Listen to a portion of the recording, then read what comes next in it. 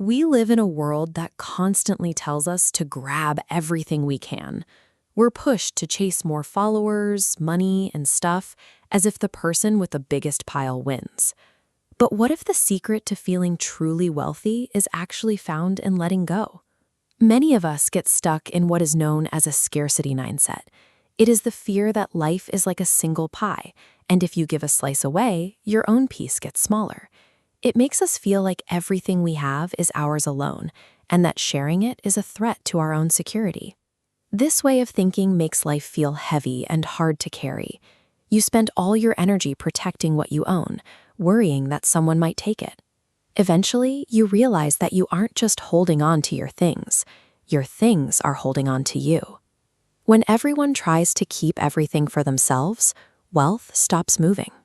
It gets trapped at the very top of society, leaving a massive gap between people who have more than they need and those who are struggling to survive. Chasing possessions out of fear is an exhausting cycle. It leaves you feeling empty and anxious, no matter how much you actually have in your room or in your bank account. To break that cycle, we can look to a practice called Zakat. It is a commitment made once a year to take a specific portion of your wealth and give it directly to people in need. Think of it as a way to clean your heart. It helps wash away the greed and the obsession with stuff that can take over our lives if we aren't careful. Economically, this acts like a release valve.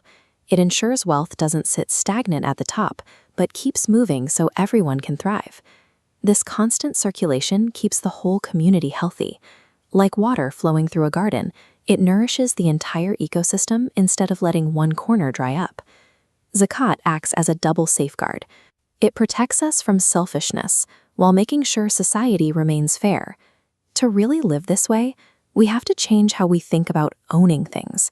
We have to embrace an abundance mindset. This starts with the belief that everything we have is actually a loan from Allah. We are managers of these resources, not just owners, and we are responsible for how we share them. There is a beautiful irony here.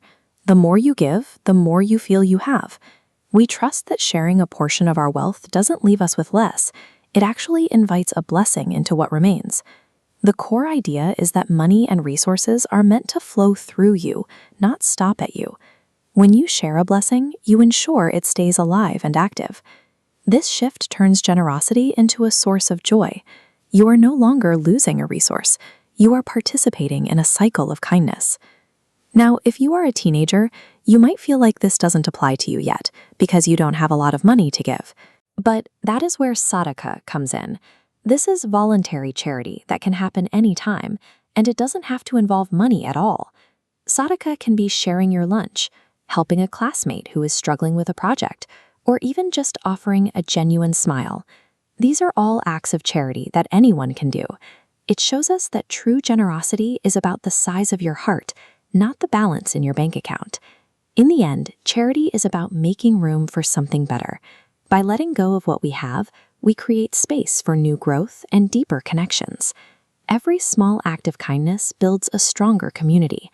I challenge you to find one thing you can share today, time, a skill, or a kind word, and see how much richer it makes you feel.